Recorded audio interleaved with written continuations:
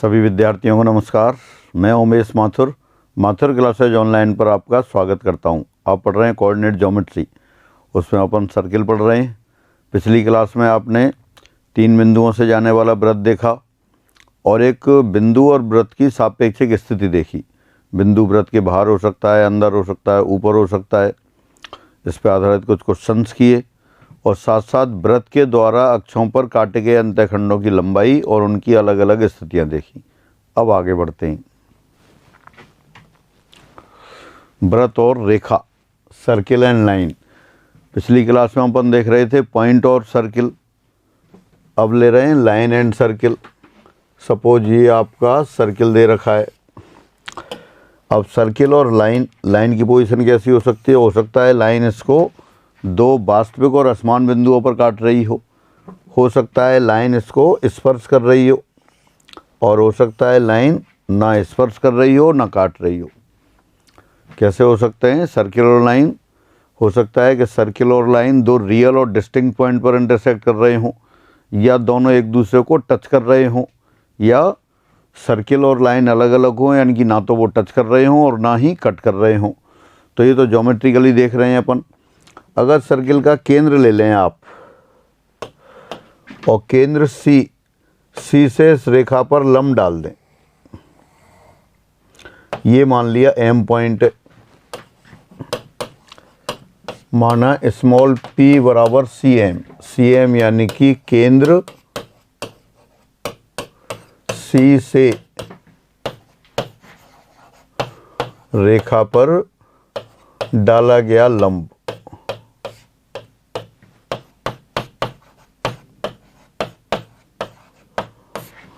तो आप देख सकते हैं, अगर ये सी एम, इसको P ले लिया अपन ने, परपेंडिकुलर का सिंबल भी बना सकते हैं, या ऐसा लिख दें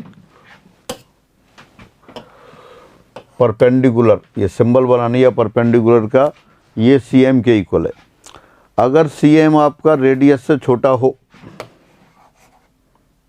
if perpendicular is less than radius, यानी कि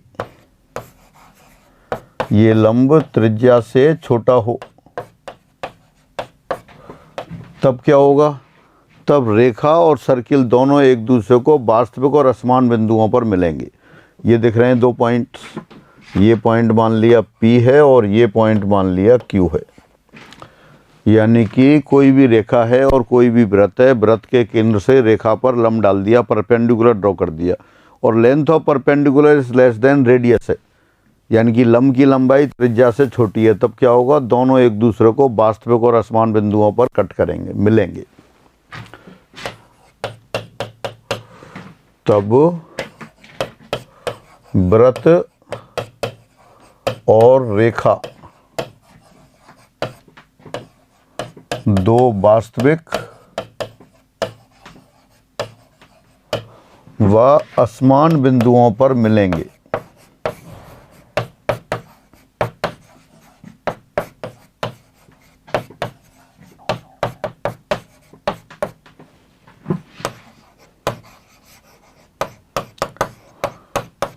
ये आपको क्लियर दिख रहा है फिगर से।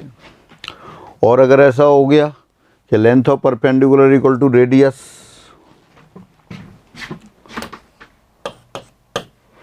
If length of perpendicular equal to radius, यदि लंब की लंबाई त्रिज्या के बराबर हो, तब क्या करेंगे? तब वृत्त और रेखा परस्पर स्पर्श करेंगे, दे टच ईच अदर।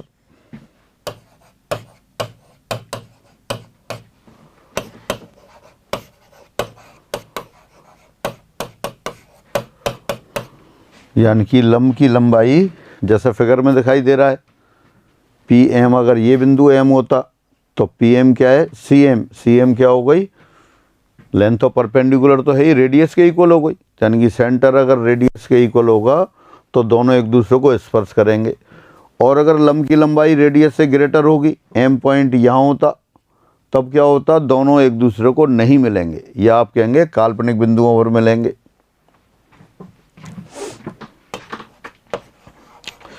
ए परपेंडिकुलर ग्रेटर देन रेडियस, यदि लंब की लंबाई त्रिज्या से बड़ी हो तब वृत्त और रेखा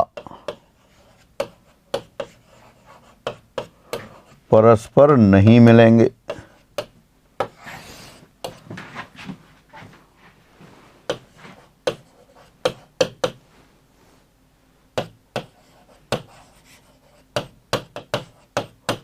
ये आप कह सकते हैं काल्पनिक बिंदुओं पर मिलेंगे, इमेजिनरी पॉइंट्स पर इंटरसेक्ट करेंगे।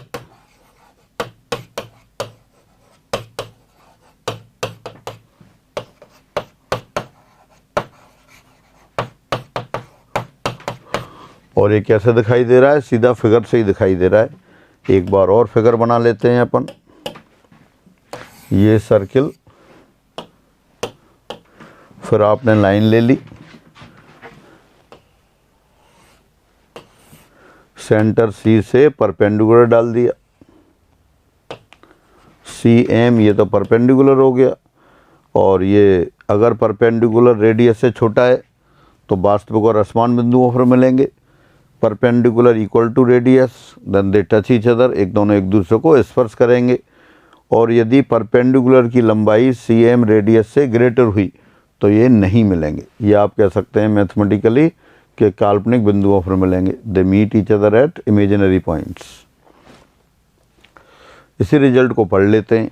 वृत्त और रेखा, the circle and the line, वृत्त एस बराबर 0 और रेखा एल बराबर 0 हो और वृत्त के केंद्र सी से रेखा एल बराबर 0 पर डाले गए लंब की लंबाई संकेत परपेंडिकुलर से प्रदर्शित हो, तब वृत्त व रेखा नंबर 1 वास्तविक व असमान बिंदुओं पर मिलेंगे यदि परपेंडिकुलर लेस देन रेडियस, स्पर्श करेंगे यदि लंब की लंबाई त्रिज्या के बराबर हो। काल्पनिक बिंदुओं पर मिलेंगे यदि लंब की लंबाई त्रिज्या से बड़ी हो। और स्पेशल केस यानी कि केंद्र से ही पास हो रही हो रेखा, यानी ये सी और एम दोनों एक दूसरे पर ओवरलैपिंग हो गए, कॉन्सिडेंट हो गए, तो वो लंब की लंबाई 0 हो जाएगी। लंब की लंबाई 0 हो जाएगी तो रेखा वृत्त का एक व्यास होगी। यहाँ आर आपने वृत्त की त्रिज्या ले ली है। एक बार और पढ़ते हैं। The circle and the line, if the length of perpendicular drawn from centre C of circle S equal to 0 on the line L equal to 0 be represented by symbol perpendicular, radius of the circle be r, then the circle and line number 1 intersect each other at two real and distinct points if perpendicular less than radius, touch each other if perpendicular equal to radius, meet each other at imaginary points if perpendicular greater than radius, and if perpendicular equal to 0 then line L equal to 0 will be a diameter of the circle S equal to 0। पहले बना लिया था figure, एक बार यहाँ और बना देता हूँ। ये सर्किल, ये लाइन आपकी। फर्स्ट केस सेंटर से परपेंडिकुलर ड्रॉ किया, वो रेडियस से स्मॉलर है। सेकंड केस में सी एम, ये एम पॉइंट हो जाएगा, रेडियस के इक्वल है। और थर्ड केस में परपेंडिकुलर रेडियस से ग्रेटर है। तो फर्स्ट केस में दोनों रियल और डिस्टिंक्ट पॉइंट पर इंटरसेक्ट करेंगे, सेकंड केस में दोनों टच करेंगे, और थर्ड केस ये दोनों नहीं मिलेंगे या कहते हैं इमेजिनरी पॉइंट्स पर मिलेंगे। और स्पेशल केस यानी कि लाइन सेंटर से ही पास हो रही हो तो परपेंडिकुलर क्या हो जाएगा? 0। परपेंडिकुलर 0 हो गया यानी कि वो लाइन इसकी डायमीटर हो जाएगी। एग्जाम्पल, रेखा 3x + 4y + 7 बराबर 0 और वृत्त x² + y² - 10x बराबर 0 की सापेक्षिक स्थिति ज्ञात करो। Find the relative position of line 3x + 4y + 7 = 0 and circle x² + y² - 10x = 0। तो अपन ऐसा करते हैं, सर्किल की रेडियस ले लेते हैं और केंद्र ले लेते हैं। दिए वृत्त का केंद्र दिखाई दे रहा है आपको 5,0। कैसे लिखते हैं? x के गुणांक का आधा with negative sign, comma y के गुणांक का आधा विद नेगेटिव साइन। x का गुणांक कितना है? -10, उसका आधा -5, ऋणात्मक चिन्ह सहित 5। y वाली टर्म है नहीं तो y का कोफिशिएंट 0 हो गया। और त्रिज्या आप जानते हैं √g² + f² - c होती है। यहाँ g तो 5 दे रखा है, -5 स्क्वायर करेंगे, √ लेंगे, +5 हो गया। f और c 0 है तो ये आ गई। अब अपन ऐसा करते हैं, इस केंद्र से रेडियस पर वो दी हुई लाइन पर परपेंडिकुलर डालते हैं। अब परपेंडिकुलर यानी केंद्र C 5,0 से रेखा 3x + 4y + 7 = 0 पर लंब, तो लिख देते हैं कितना हो गया, 5 3 = 15 + 0 + 7 अपॉन √9 + 16 यानी 22/5। ये हो गया अपने पास 4.4, जो कि लेस देन रेडियस, त्रिज्या से छोटा है। त्रिज्या से छोटा है तो कौन सी पोजीशन हो गई, ये सर्किल और ये लाइन परपेंडिकुलर डाल दी है यहाँ से। CM आपका 5 से छोटा आ गया, कितना आ गया 4.4, और रेडियस कितनी है इसकी, रेडियस 5 है। इसका मतलब केंद्र से डाले गए लंब की लंबाई त्रिज्या से छोटी हो गई। त्रिज्या से छोटी हो गई तो वृत्त और रेखा दोनों एक दूसरे को दो वास्तविक और असमान बिंदुओं पर मिलेंगे। इसलिए दिया वृत्त और दी रेखा एक दूसरे को वास्तविक व असमान बिंदुओं पर मिलेंगे।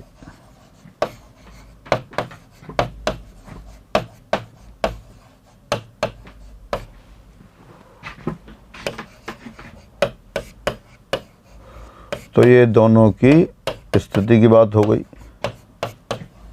बेहद आसान कॉन्सेप्ट।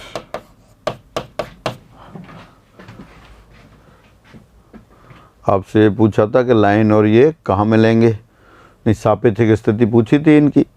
तो सापेक्षिक स्थिति क्या हो गई कि सर्किल और रेखा एक दूसरे को वास्तविक और असमान बिंदुओं पर मिलेंगे। फिर आगे बढ़ते हैं। इलस्ट्रेशन 59, m का मान ज्ञात करो जबकि रेखा वृत्त को स्पर्श करे। अगर वृत्त को स्पर्श करेगी केंद्र से डाला गया लंब त्रिज्या के बराबर होगा। Find the value of m so that the line 3x + 4y = 5 m touches the circle. अब दिए वृत्त का केंद्र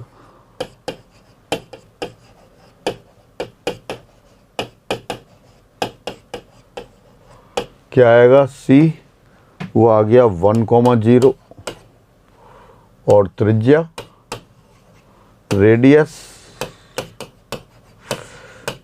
हो गई आपकी √g² 1 f² 0 हो गया -8 यानी कि 9 हो गई। त्रिज्या 3 हो गई। केंद्र दे दिया 1,0 और त्रिज्या 3 दे दी। अब ये कह रहा है स्पर्श करती है। स्पर्श करती है तो ये जैसे मैं लिख लेता हूँ, ये तो सर्किल लिख गया, ये फिगर बना लेते हैं, ये तो सर्किल हो गया और ये लाइन हो गई। केंद्र से परपेंडिकुलर डाल दिया तो ये रेडियस के बराबर होना चाहिए। केंद्र से जब परपेंडिकुलर डालेंगे तो कितना हो जाएगा, लंब के बराबर। देखें, चूंकि दी रेखा वृत्त को स्पर्श करती है,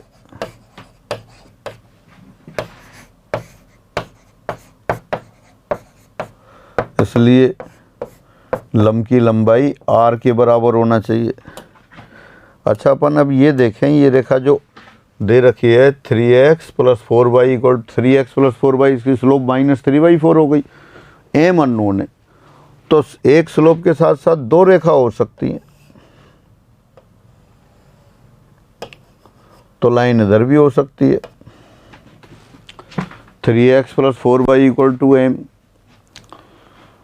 3x + 4y = small, 3x + 4y = small m। इस अगर सेम रखें, एम की पोजीशन बदल दें तो दो पैरेलल लाइन हो सकती है और दोनों सर्किल को स्पर्श करती हैं।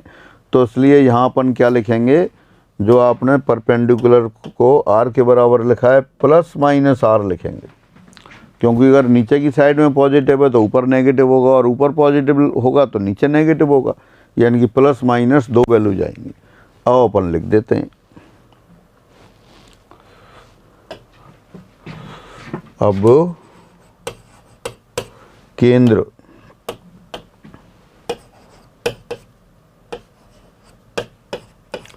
वन कॉमा जीरो से रेखा 3x plus 4y minus M बराबर 0 पर लंब बराबर प्लस माइनस 3। त्रिज्या 3 थी, देख लेते हैं दोबारा से। त्रिज्या कितनी थी आपके पास, 3, और केंद्र कितना है 1 0, और line 3x plus 4y equal to m, तो वो लिख दिया आपने। तो लंब की लंबाई लिख देते हैं, फिर कितना हो गया 3 into 1 plus 4 into 0 minus m upon under root 3 square plus 4 square, this equal to plus minus 3। This implies 7 minus m equal to plus minus 5, यहाँ से आ जाएगा 15 हो गया। तो this implies m equal to 7 minus plus 15, यानी m equal to हो गया आपके पास -8 और 22। तो m की दो वैल्यूज हो गई आपके पास, -8 और 22। देखें दोबारा से, सर्किल क्या है आपके पास, x square plus y square minus 2x minus 8 equal to 0। तो उसका केंद्र आपने लिख लिया 1,0 और रेडियस कितनी हो गई, रेडियस 3 हो गई, और line 3x plus 4y plus M है। तो उस पर आपने, ये कह रहा है लाइन इसको स्पर्श करती है तो केंद्र से डाला गया लंब त्रिज्या के बराबर होगा, वो भी प्लस माइनस 3 कर दिया, क्योंकि m की अलग अलग पोजीशन की दो लाइन हो सकती हैं। 3x plus 4y equal to m की पोजीशन अलग अलग से हिसाब से लाइन की स्लोप तो वही रहेगी, क्योंकि फिक्स दे रखी है। तो आपकी दो पोजीशन हो सकती हैं, इसलिए आपने लिख दिया। तो 3x plus 4y minus M बराबर 0, और परपेंडिकुलर किया 3 into 1 plus 4 into 0 minus m upon under root 9 plus 16, 25 का अंडर रूट 5 हो जाएगा। तो 7 माइनस इक्वल टू 15, और this equal to m equal to 7 minus plus 15। तो 7 माइनस 15 करेंगे तो 8 आ जाएगा, और 7 प्लस 15 करेंगे 22 आ जाएगा। तो 8 और 22 दो वैल्यूज रही हैं इसकी।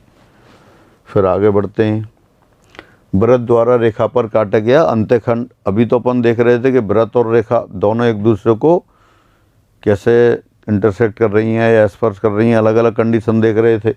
अब अपन ये देख सकते हैं कि अगर ये वास्तविक और असमान बिंदुओं पर मिल रही हों तो उस अंत्यखंड की लंबाई कितनी होगी। ये P और Q पॉइंट पर मिल रहे हैं सपोज, तो वृत्त के केंद्र C से लंब डाल देते हैं यहाँ। फिर मान लेते हैं, माना दिया वृत्त S बराबर 0 है,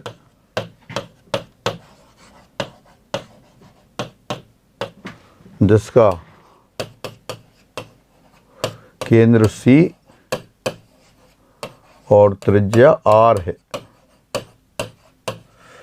केंद्र का नाम आपने C रख दिया और रेडियस R ले ली, और रेखा भी है, रेखा मान लेते हैं ये L है। माना दी रेखा L बराबर 0 है। अब आपने केंद्र से रेखा पर लंब डाल दिया CM। आपको लेना क्या है, आपको डिस्टेंस लेनी है PQ। PQ बराबर क्या हो जाएगा 2 इंटू PM। 2 इंटू PM क्यों हो जाएगा, केंद्र से किसी भी जीवा पर लंब डालें तो मध्य बिंदु पर आता है, तो M PQ का मध्य बिंदु है, इसलिए 2 इंटू PM हो गया। अब PM पाइथागोरस थ्योरम की हेल्प ले लेते हैं, C से मिला दिया आपने, तो ये हो गया 2 under root PC square minus CM square. तो दिस इम्प्लाइज जीवा PQ, कोड PQ कितना हो गया 2 पी सी रेडियस है, त्रिज्या r ले रखी है और ये परपेंडिकुलर हो गया r minus perpendicular whole square. तो ये जीवा पी क्यू की लंबाई हो गई। कोई भी सर्किल दे रखा हो, उस सर्किल की अगर त्रिज्या r हो और उसके केंद्र C से रेखा पर डाले गए लंब की लंबाई को सिंबल परपेंडिकुलर से डिनोट करते हो, तो काटी गई अंतःखंड की लंबाई 2√r² माइनस परपेंडिकुलर स्क्वायर हो जाएगी। हाँ, अगर स्पेशल सर्किल दे रखा हो, यदि वृत्त का समीकरण x² प्लस y² बराबर a² और रेखा y बराबर mx प्लस c हो, तब क्या हो जाएगा, उसी फॉर्मूला लगा दें। पी क्यू बराबर हो गया 2 रेडियस स्क्वायर, रेडियस तो a हो गया, तो a² आ गया। परपेंडिकुलर कैलकुलेट करना पड़ेगा, तो परपेंडिकुलर कैलकुलेट कर लेते हैं। परपेंडिकुलर कितना आ जाएगा, यानी कि 0 से रेखा 2 पर लंब, ये रेखा हो गई, ये नंबर 2 डाल देते हैं इसको, और सर्किल 1 हो गया। तो 0 से परपेंडिकुलर डाल देंगे, वो तो आप पहले से जानते हैं। Constant c upon under square of the coefficient of s और square of the coefficient of y। तो c बराबर अंडर√m² प्लस 1 हो गया, वो वैल्यू यहाँ रख देते हैं आप। तो हो गया c² अपॉन 1 प्लस m², या इसको कह सकते हैं आप पी क्यू बराबर 2 टाइम्स अंडर√a² times 1 plus m² minus c² upon 1 plus m²। तो ये वृत्त x² प्लस y² बराबर a² द्वारा रेखा y बराबर mx प्लस c पर काटे गए अंतःखंड की लंबाई ये हो गई। ये रिजल्ट की तरह आपको याद करना है। दोबारा से देखते हैं, स्टार्टिंग से क्या था। वृत्त द्वारा रेखा पर काटा गया अंतःखंड, कोई भी वृत्त हो, कोई भी रेखा हो, वृत्त की त्रिज्या r हो और केंद्र से रेखा पर डाले गए लंब की लंबाई परपेंडिकुलर सिंबल से व्यक्त कर रहे हैं, तो उस रेखा पर काटे गए अंतःखंड की लंबाई, जीवा की लंबाई 2√r² माइनस परपेंडिकुलर स्क्वायर हो गई। और स्पेशल केस, वृत्त का समीकरण x² प्लस y² बराबर a² हो, लाइन y बराबर mx प्लस c हो, तब इस वृत्त द्वारा इस रेखा पर काटे गए अंतःखंड की लंबाई 2√a² into 1 plus m² minus c² upon 1 plus m² होगी। यही रिजल्ट पढ़ लेते हैं। वृत्त द्वारा रेखा पर काटा गया अंतःखंड, intercept made on line y the circle. यदि वृत्त s बराबर 0 हो और रेखा l बराबर 0 परस्पर एक दूसरे को बिंदुओं p और q पर मिलते हों, तब अंतःखंड पी क्यू की लंबाई 2√r² माइनस परपेंडिकुलर स्क्वायर ये होगा। दोबारा से, if circle s = 0 and line l = 0 meet each other at points p and q, then intersect P Q = 2√r² minus perpendicular square ये होगा। तो ये आपको लर्न करके रखना है। कोई भी सर्किल हो, कोई भी लाइन हो, हमें ये लेंथ ऑफ इंटरसेप्ट काम करेगा। एग्जाम्पल, वृत्त x² plus y² minus 6x minus 4y minus 3 = 0 द्वारा रेखा x प्लस y माइनस 1 बराबर 0 पर काटे गए अंतःखंड की लंबाई ज्ञात करो। Find the length of the code of intercepted by the circle this on the line x plus y minus 1 = 0। तो ये तो फॉर्मूला है आपके पास, यहाँ c ले लेते हैं। क्या है c? आपके पास आ गया half of the coefficient of x with negative sign, comma half of the coefficient of y with negative sign 3,2 और त्रिज्या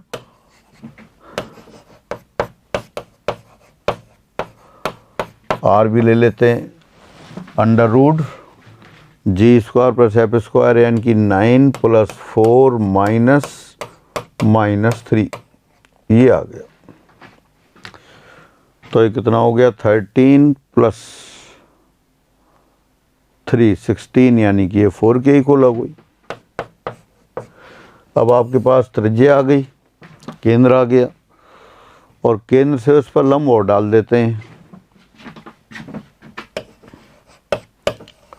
और परपेंडिकुलर हो गया 3,2 से इस लाइन पर लंब डाल देते हैं। 3,2 से रेखा x + y - 1 = 0 पर लंब। तो ये कितना हो जाएगा, ये हो जाएगा 3 + 2 - 1/√1 + 1 यानी कि 5 - 1 4/2 यानी कि 2√2।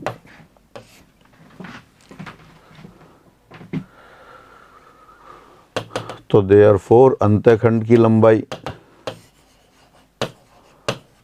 यानी कि रेखा पर वृत्त द्वारा काटे गए अंतःखंड की लंबाई 2 रेडियस स्क्वायर, रेडियस कितना है 4 square minus perpendicular square 2√2 whole square. तो 16 - 8 हो गया 2√8 को फिर लिख दिया 2√2 यानी कि ये 4√2 के बराबर हो गया। यानी जो वृत्त दे रखा है, वृत्त कौन सा दे रखा है आपको, x² + y² - 6x - 4y - 3 = 0 और रेखा क्या है x + y - 1 = 0। इस वृत्त द्वारा रेखा पर काटे गए अंतःखंड की लंबाई, तो सीधा डायरेक्ट फार्मूला यूज कर लिया आपने 2 radius square minus perpendicular square. Radius calculate कर ली, परपेंडिकुलर कैलकुलेट कर लिया। परपेंडिकुलर यानी कि केंद्र से दी रेखा पर डाले गए लंब की लंबाई फॉर्मूले में लिख दी, सीधा 4√2 आ गया। तो ये आपका आंसर हुआ। फिर आगे बढ़ते हैं। रिजल्ट 61 वृत्त x² + y² = a² द्वारा रेखा y = mx + c पर काटे गए अंतःखंड की लंबाई अभी आपने प्रूफ की थी 2 √a² bracket 1 + m² - c² / 1 + m²। Again the length of intercept made on line y = mx + c by the circle x² + y² = a² is 2 √a² bracket 1 + m² - c² / 1 + m²। तो ये वृत्त द्वारा रेखा पर काटे गए अंतःखंड की लंबाई का स्पेशल केस हो गया, याद करके रखना है आपको। स्पर्शी होने का प्रतिबंध, स्पर्शी होने का प्रतिबंध यानी कि अभी तो लाइन पर इंटरसेप्ट काटा गया था, अब वो लाइन स्पर्शी कब हो। ये सर्किल दे रखा है, ये सर्किल दे रखा है और लाइन हो गई, लाइन इसको टच करती है। तो एक तो पहली कंडीशन अभी अपन ने बताई थी, केंद्र से सीधा सीधा लंब डाल दो यानी परपेंडिकुलर = रेडियस हो जाए। केंद्र से रेखा पर डाले गए लंब की लंबाई त्रिज्या के बराबर हो जाए। और देखें दूसरा क्या क्या लिख सकते हैं इसको आप,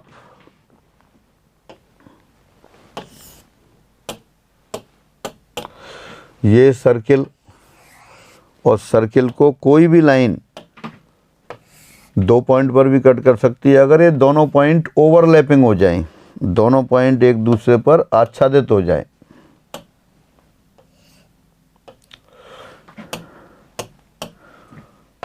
जैसे ये P पॉइंट था और ये Q पॉइंट है, लाइन नीचे की ओर मूव करे तो दोनों पॉइंट इसी पॉइंट पर आ गए, यानी कि दोनों पॉइंट ओवरलैपिंग हो जाएं तब भी आपकी स्पर्श करेगी। या इसको ऐसे कहते हैं कि लाइन इस पर स्पर्शी हो जाए, सर्किल और लाइन इसको क्या है स्पर्श रेखा हो जाए। स्पर्श रेखा हो जाए यानी कि अभी जो PQ अंतःखंड की लंबाई निकाल रहे थे PQ = 0 हो जाए तब भी स्पर्श करेगी। तो जब भी न्यूमेरिकल कर रहे होंगे सबसे आसान तो यह है परपेंडिकुलर रेडियस के बराबर रख दें, और अगर लेंथ ऑफ इंटरसेप्ट है तो सीधे 0 के बराबर रख दो। अभी जो स्पेशल केस देखा था, स्पेशल केस कौन सा था, वृत्त x² + y² = a²। द्वारा रेखा y बराबर mx प्लस सी पर काटा गया अंतखंड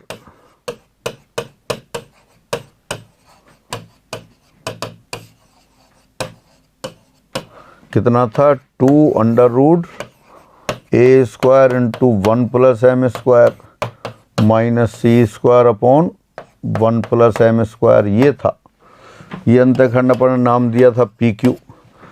तो अगर अब कह रहे हैं टच करने की कंडीशन तो क्या करें, पी क्यू बराबर 0 कर दें। पी क्यू बराबर 0 यानी कि इसका हाफ भी 0, स्क्वायर भी 0। तो फाइनली आ गया a square into 1 plus M square minus c square बराबर 0। या आप कह सकते हैं सी स्क्वायर बराबर a square times 1 plus M square. या आप कह सकते हैं सी बराबर प्लस माइनस ए under root 1 plus M square. ये वैल्यू आ गई। यानी फाइनली स्पेशल केस के लिए अपन कह सकते हैं कि वृत्त x square plus y square बराबर ए स्क्वायर, रेखा वाई बराबर एम एक्स प्लस सी को स्पर्श करेगा, जबकि सी बराबर प्लस और माइनस ए under root 1 plus M square के बराबर हो। इससे ये भी निकाल सकते हैं अंतखंड से क्या ये वृत्त रेखा को वास्तविक और असमान बिंदुओं पर काट रहा है। ये बिंदु अलग अलग हैं, अलग अलग है, तो इसका मतलब क्या है कि अंडर रूट के अंदर जो राशि है वो पॉजिटिव होनी चाहिए। यानी यहाँ केस में क्या हो जाएगा, ये a square into 1 plus M square greater than c square होना चाहिए। कब, जब ये इसको वास्तविक और असमान बिंदुओं पर मिल रही है। और अगर ऐसा होता सर्किलर लाइन ये हो रही, तो इस केस में क्या हो जाएगा, ये नहीं मिल रहे तो अपन कहेंगे काल्पनिक बिंदुओं पर मिल रहे हैं। यानी कि अंडर रूट के अंदर जो एक्सप्रेशन है वो नेगेटिव होना चाहिए। तो वो नेगेटिव कब होगा, लाइन ये है, सर्किल ये है, सर्किल के केंद्र से इस पर लंब डाल रहे हैं तो रेडियस से बड़ा है वो, और इसकी सहायता से देखें तो काटे गए अंतखंड इसमें काट ही नहीं रहा, ये काट ही नहीं रहा, तो अपन कहेंगे कि काल्पनिक बिंदुओं पर काट रहा है। काल्पनिक बिंदुओं पर काट रहा है तो अंडर रूट के अंदर जो एक्सप्रेशन है वो कैसा होना चाहिए, नेगेटिव होना चाहिए। ये नेगेटिव है, इसका मतलब a square into 1 plus M square less than c square होना चाहिए। तो फाइनली दोबारा से वृत्त x square plus y square equal to a square, रेखा वाई बराबर एम एक्स प्लस सी को स्पर्श करेगा, जब सी बराबर plus minus under root 1 plus M square होगा। वास्तविक और असमान बिंदुओं पर मिलेगा जब a square into 1 plus M square c square से ग्रेटर होगा। काल्पनिक बिंदुओं पर मिलेगा जब a square bracket 1 plus M square less than c square होगा। तो ये आपकी कंडीशंस हुई। इसको दोबारा पढ़ लेते हैं। स्पर्शी होने का प्रतिबंध, कंडीशन ऑफ टेंजेंसी, वृत्त एस बराबर 0 और रेखा एल बराबर 0 परस्पर स्पर्श करेंगे यदि वृत्त के केंद्र से रेखा एल पर डाले गए लंब की लंबाई वृत्त की त्रिज्या के बराबर हो, अर्थात perpendicular equal to radius. Again circle S equal to 0 and line L equal to 0 touch each other if the length of the perpendicular drawn from centre of the circle to the line is equal to the radius of the circle, that is perpendicular equal to radius। ये है, तब ये दोनों एक दूसरे को touch करेंगे। और कंडीशन देखते हैं। दूसरे शब्दों में वृत्त s बराबर 0 और रेखा l बराबर 0 परस्पर स्पर्श करेंगे यदि वृत्त s बराबर 0 और रेखा l बराबर 0 के प्रच्छेद बिंदु संपाती हों। In other words, center circle S equal to 0 and line L equal to 0 touch each other if points of intersection of circle S equal to 0 and line L equal to 0 coincident और overlapping। एक ही बात हो गई। ये आपका इस तरह से हो गई, 2 पॉइंट पर जो मिल रही थी, 2 पॉइंट, दोनों पॉइंट आके नीचे की साइड में आ गए। ये अलग अलग बिंदु थे। जब लाइन ऐसे टच करने की पोजीशन में आएगी तो दोनों बिंदु कहाँ हो जाएंगे, एक ही बिंदु पे आ जाएंगे। और देखते हैं, वृत्त एस बराबर 0 और रेखा एल बराबर 0 परस्पर स्पर्श करेंगे यदि वृत्त द्वारा रेखा एल बराबर 0 पर काटे गए अंतखंड की लंबाई 0 हो। वही हो गया पी क्यू बराबर 0। The circle S equal to 0 and line L equal to 0 touch each other if length of intercept made on the line L equal to 0 by the circle S is 0, यानी कि ये line पर जो intercept है ये कैसा हो गया, 0 हो गया। लाइन P और Q पर मिलती है तो PQ अंतखंड की लंबाई निकालते हैं आप। अब PQ कहाँ है, दोनों पॉइंट ओवरलैपिंग हो गए, इसी बिंदु पर आ गए, तो PQ क्या हो गया आपका, PQ 0 के बराबर हो गया। तो ये कंडीशन ऑफ टेंजेंसी होगी, जैसा सर्किल दे रखा होगा जब भी जो आसान लगेगा वही लगा देंगे। रिजल्ट 62 जो अभी अपन ने प्रूफ किया था उसी को दोबारा लिख दिया। वृत्त x square plus y square बराबर ए स्क्वायर और रेखा बाई बराबर एम एक्स प्लस सी परस्पर स्पर्श करेंगे यदि a square into 1 plus M square minus c square बराबर 0, अर्थात c equal to plus minus A under root 1 plus M square. Second, दो वास्तविक व असमान बिंदु और मिलेंगे यदि a square bracket 1 plus M square minus c square greater then 0, और दो काल्पनिक बिंदुओं पर मिलेंगे यदि a square bracket 1 plus M square minus c square less than 0।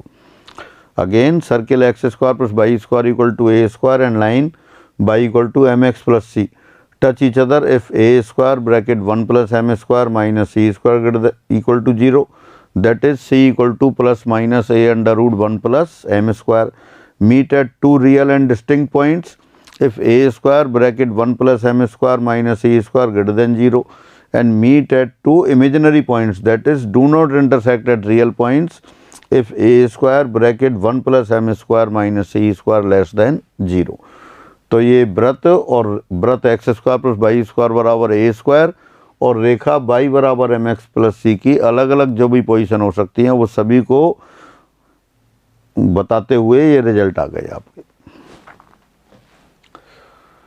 अब एक एग्जाम्पल आ गया, रेखा यदि रेखा l x plus m y बराबर 1 वृत्त x square plus y square बराबर ए स्क्वायर को स्पर्श करे तो बिंदु एल एम का बिंदु पद ज्ञात करो। If line L x plus m y equal to n equal to 1 touches the circle x square plus y square equal to a square, then find the locus of point L M। अब ये line circle को touch करती है तो touch करने वाली condition लगा देते हैं। क्या कंडीशन होगी, केंद्र से डाला गया लंब त्रिज्या के बराबर, चूंकि दी रेखा कौन सी रेखा है, L x plus m y equal to 1 वृत्त x square plus y square बराबर ए स्क्वायर को स्पर्श करती है।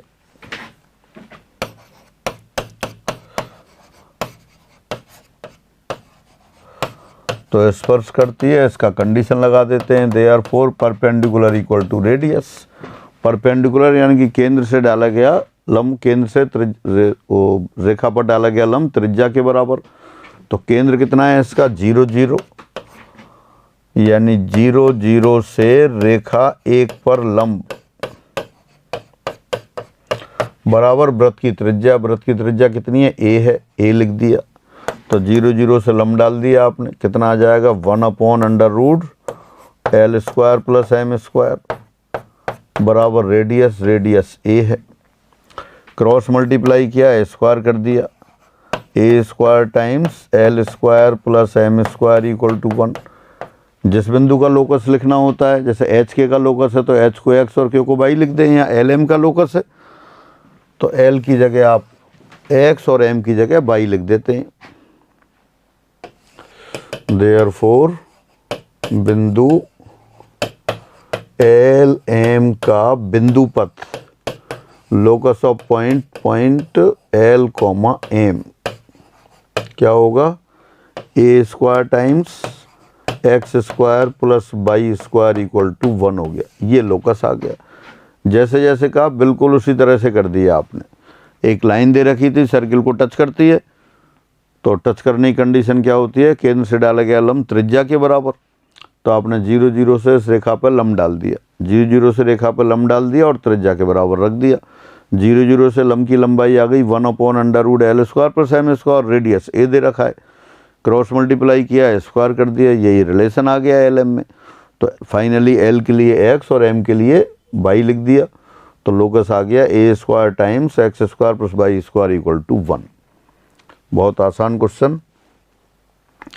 प्रवणता के पदों में स्पर्शी का समीकरण, equation of tangent in terms of m, m यानी कि slope.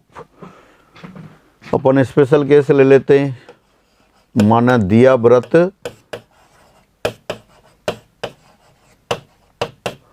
X square plus y square equal to a square है और रेखा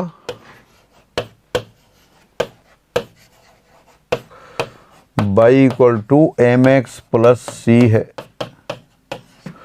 और ये आप जानते हैं इस वृत्त के द्वारा रेखा पर काटे गए अंतःखंड की लंबाई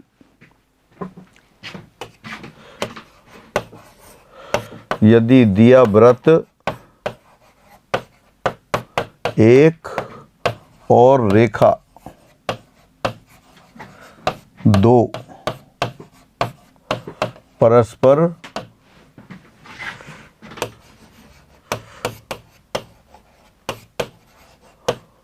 बिंदुओं P और Q पर मिलते हों, तब पी क्यू बराबर क्या है? पी क्यू बराबर आप जानते हैं 2 under root a square into 1 plus M square minus c square upon 1 plus M square, ये है। और अगर ये स्पर्श करते हो, स्पर्श करेंगे तो क्या हो जाएगा? पी क्यू बराबर 0, कंडीशन ऑफ टेंजेंसी, स्पर्शी होने का प्रतिबंध। ये पहले भी निकाल लिया था आपने, लेकिन दोबारा लिख दिया है। अब स्पर्शी होने का प्रतिबंध क्या है? पी क्यू बराबर 0, और पी क्यू बराबर 0 यानी कि सी बराबर प्लस माइनस ए under root 1 plus M square, ये आ गया। तो ये, और अगर अब ये स्पर्शी होने का प्रतिबंध आ गया यानी कि वृत्त x square plus y square बराबर ए स्क्वायर रेखा वाई बराबर एम एक्स प्लस सी को स्पर्श करता हो, या ये रेखा इस वृत्त को स्पर्श करती हो, तो सी बराबर है प्लस माइनस ए under root 1 plus M square. और सी का मान उठा के इसमें रख दें लाइन में, तो यही स्पर्शी का समीकरण आ गया। तो देयरफॉर रेखा वाई बराबर M x plus C, C के लिए लिख दिया प्लस माइनस ए under root 1 plus M square, number 3 डाल देते हैं। वृत्त को एम के सभी मानों के लिए स्पर्श करेगी।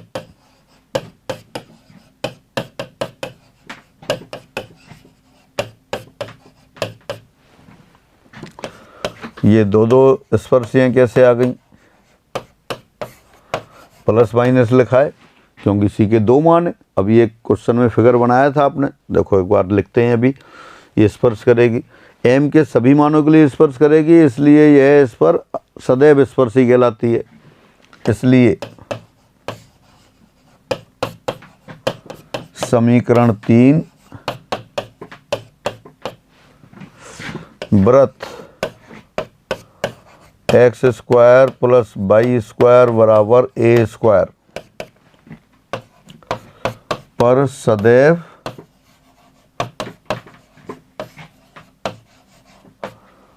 स्पर्शी हो।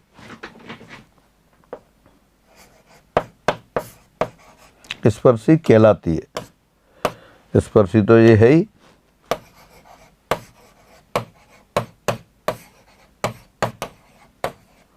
ये हो गया। Therefore line y equal to mx plus minus a under root 1 plus m square is called always tangent to the circle x square plus y square equal to a square। यही m के पदों में स्पर्शी हो गई। इनको solve भी कर सकते हैं। अगर इस रेखा और वृत्त को सॉल्व करेंगे तो इनके पॉइंट ऑफ इंटरसेक्शन आ जाएंगे। दो सर्किल कैसे, दो लाइन कैसे दिखाई दे रही हैं? ये तो सर्किल हो गया और ये अपनी लाइन हो गई y equal to m x plus c. अब फिर कंडीशन ऑफ टेंजेंसी निकाली आपने। कंडीशन ऑफ टेंजेंसी निकाली तो वो क्या आई? c बराबर प्लस माइनस ए under root 1 plus M square. इस लाइन के पैरेलल 2 टेंजेंट हो गई। ये लाइन नंबर 2 थी, सर्किल आपके पास था x square plus y square equal to a square, और इस पर दो दो टेंजेंट लिख दिए आपने। इस लाइन की पैरेलल दो टेंजेंट होंगी, दोनों स्पर्शियाँ देखो समांतर दिखाई दे रही हैं लाइन की। एक लाइन ये रही और इसकी प्रवणता भी है एम, इसकी प्रवणता भी है एम। एक के लिए सी का मान पॉजिटिव साइन सहित होगा और दूसरी के लिए नेगेटिव साइन सहित होगा। हाँ, अगर इनको सॉल्व करें, जैसे मान लेते हैं y equal to m x plus a under root 1 plus M square, ये लाइन नंबर 3 है, और y equal to m x minus A under root 1 plus M square, ये लाइन नंबर 4 है। सपोज एज्यूम कर लेते हैं ये लाइन नंबर 3 और ये लाइन नंबर 4 है। अगर 1 और 3 को सॉल्व करेंगे तो इनका पॉइंट ऑफ इंटरसेक्शन आ जाएगा। 1 और 4 को सॉल्व करेंगे, पॉइंट ऑफ इंटरसेक्शन क्या, पॉइंट ऑफ कॉन्टैक्ट आ जाएगा, स्पर्श बिंदु आ जाएगा। 1 व 3 को हल करने पर, 1 व 3 से मैं डायरेक्ट लिख देता हूँ, आप सॉल्व कर सकते हैं इसको। Minus a m upon under root 1 plus M square, comma a upon under root 1 plus M square, और 1 व 4 से,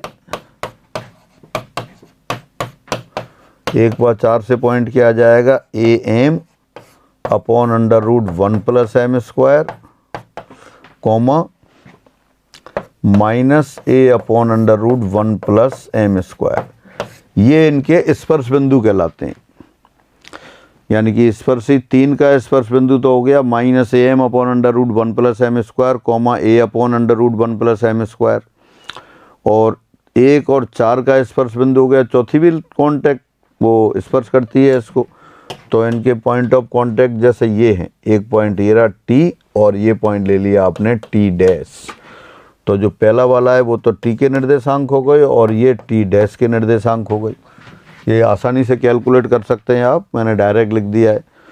तो अब फाइनली फिर दोबारा देखें, x square plus y square बराबर ए स्क्वायर पर एम के पदों में स्पर्शी का समीकरण होता है y equal to m x plus a under root 1 plus M square, और y equal to m x minus A under root 1 plus M square. दो स्पर्शियाँ क्यों हो गई? क्योंकि एम के एक मान के लिए एक स्पर्शी होगी, लेकिन चूंकि समान एम समान हो तो पैरेलल होती हैं, और दो समांतर स्पर्शियां सर्किल को स्पर्श कर सकती हैं इस तरह से। रिजल्ट 64, इसी को फिर अपन ने रिजल्ट बना के लिख दिया। वृत्त x square plus y square बराबर ए स्क्वायर की प्रवणता एम के पदों में स्पर्शी का समीकरण y बराबर एम एक्स प्लस माइनस ए under root 1 plus M square होता है, और इनका स्पर्श बिंदु माइनस प्लस, एक बार ऊपर वाले साइन लेंगे, जैसे ऊपर प्लस है तो ऊपर वाला माइनस आ जाएगा, और एक बार नीचे वाले साइन लेंगे, ये अगर माइनस लेंगे तो ये प्लस आएगा और ये माइनस। हाँ, दोबारा से x square plus y square equal to a square की प्रवणता के पदों में स्पर्शी का समीकरण y equal to m x plus minus A under root 1 plus M square होगा, और इनका स्पर्श बिंदु minus plus a m upon under root 1 plus M square, और y coordinate plus minus a upon under root 1 plus M square. एक बार ऊपर वाले साइन और एक बार नीचे, मतलब वहाँ प्लस होगा तो यहाँ माइनस प्लस, वहाँ माइनस होगा तो यहाँ प्लस माइनस। अगेन एक बार और रीडिंग लगाते हैं। Equation of tangent to the circle x square plus y square equal to a square for all values of m is y equal to m x plus minus A under root 1 plus M square. So it is called always tangent to the circle x square plus y square equal to a square, and their point of contact is minus plus a m upon under root 1 plus M square,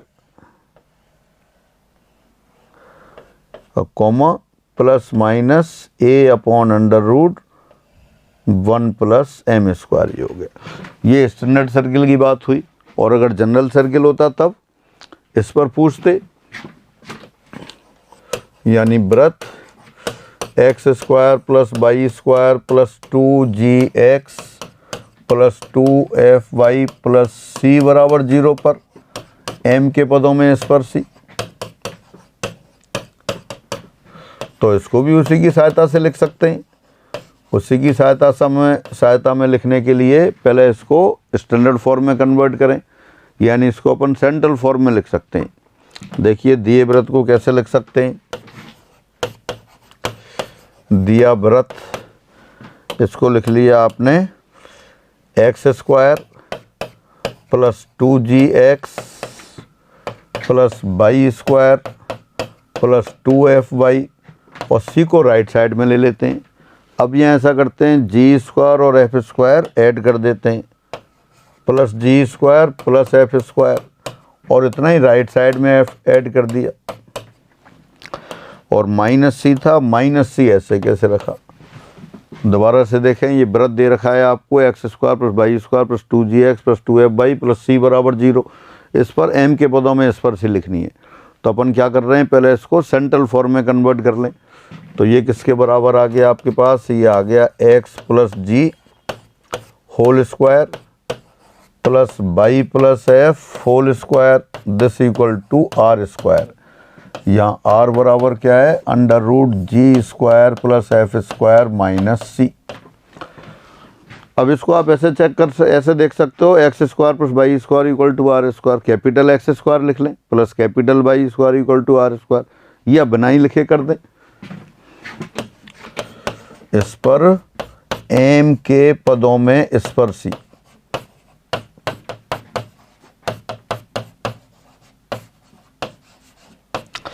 एक बार लिख ही लेता हूँ इसको। ये capital x² हो गया, ये capital y² हो गया, ये r²। यहाँ कैपिटल X बराबर x प्लस जी और कैपिटल Y बराबर y प्लस f है। तो क्या आ जाएगी m के पदों में इस पर c, y equal to mx plus minus r √1 plus m²। ये हो गया। लेकिन कैपिटल X Y अपने पास थे नहीं, उसको फिर उसी में चेंज कर देते हैं। तो क्या हो गया, ये कैपिटल Y को लिख दिया y plus f, m capital X को लिख दिया x plus g plus minus r को भी लिख दिया √g² f² माइनस c, और into 1 plus m² under root में था तो अंडर रूट में आ गया 1 प्लस m²। तो ये जो जनरल सर्किल है उस पर m के पदों में इस पर c हो गई। इसको अपन कम काम में लेते हैं। वो जो x² प्लस y² बराबर a² है, पर इस पर c है y equal to mx plus minus a √1 plus m²। वो तो बहुत बार काम में आता है, तो इसको अपन कम काम में लेते हैं। कैलकुलेशन ज़्यादा हो जाती है तो फिर दूसरे मेथड से कर लेते हैं। तो इस तरह से ये किसी भी वृत्त पर m के पदों में इस पर c की बात हुई। तो आज की क्लास में इतना ही रखते हैं, शेष पर अगली क्लास में। सभी को नमस्कार।